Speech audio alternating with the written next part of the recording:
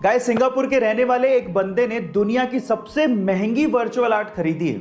Virtual art actually really exist नहीं करती, वो सिर्फ वर्चुअली एग्जिस्ट करती है। अब आप लोग सोचो कि उसके लिए उसने कितना पैसा दिया होगा।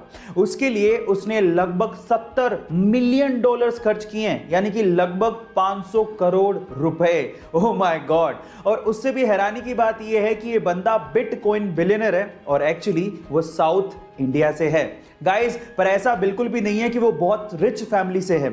इनिशियली उसके पास खुद के लैपटॉप खरीदने तक के पैसे नहीं थे, फिर उसने बिटकॉइन में $5,000 इन्वेस्ट किए और वही $5,000 आज बिलियन डॉलर्स में कन्वर्ट हो चुके हैं। गाइस, ये इंटरेस्टिंग फैक्ट जान के आपको कैसा लगा चैट सेक्शन में जरूर लिखिएगा।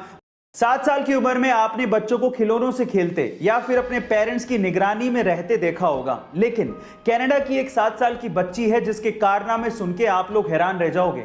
ये 7 साल की बच्ची जिसका नाम रोरी वैन उल्फ है, 80 किलो का वेट उठा के डेड लिफ्टिंग कर सकती है, जो कि बड़े बड़ों के लिए इम्पॉसिबल सा काम होता है।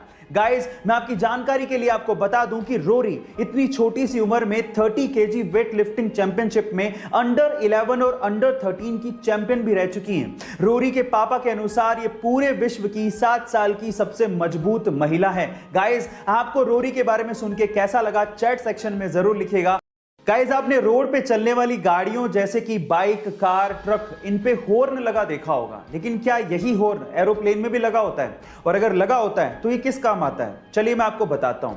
एक्चुअली रोड पे चलने वाली गाड़ियों के जैसे ही हवा में उड़ने वाले एरोप्लेन में भी हॉर्न लगा होता है, लेकिन ये पक्षियों को भगाने या डराने के काम नहीं आता और ना ही ये दूसरे एरोप्लेन को रास्ता देने के लिए कहने के काम आता है, बल्कि ये हॉर्न ग्राउंड स्टाफ और ग्राउंड इंजीनियर से संपर्क साधने को काम आता है। और साथ ही साथ अगर कोई प्रॉब्लम हो जाए तो इस हॉर्न का ग्राउंड पे इस्तेमाल किया जाता है, ना कि हवा में। गाइस, ये इंफॉर्मेशन आपको कैसी लगी चैट सेक्शन में जरूर लिखिएगा।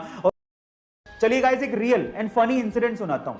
अमेरिका के एक बंदे ने, जिसका नाम गैरी क्रैमन था, एक डेटिंग ऐप बनाई और उस डेटिंग ऐप का नाम उसने मैच ऐप रखा। पर उसी मैच ऐप पे गैरी की गर्लफ्रेंड को अपना मैच मिल गया और वो गैरी को छोड़ के चली गई। अब नेगेटिव सिचुएशन में पॉजिटिव सोचना किसे कहते हैं, ये आपको गैरी से सीखना चाहिए। जब गैरी से इस बात के बारे में पूछा गया तो उसने कहा कि मुझे दुख तो बहुत हुआ कि मेरी गर्लफ्रेंड मुझे छोड़ के चली गई, लेकिन इस बात की खुशी थी कि मेरी ऐप काम कर रही थी।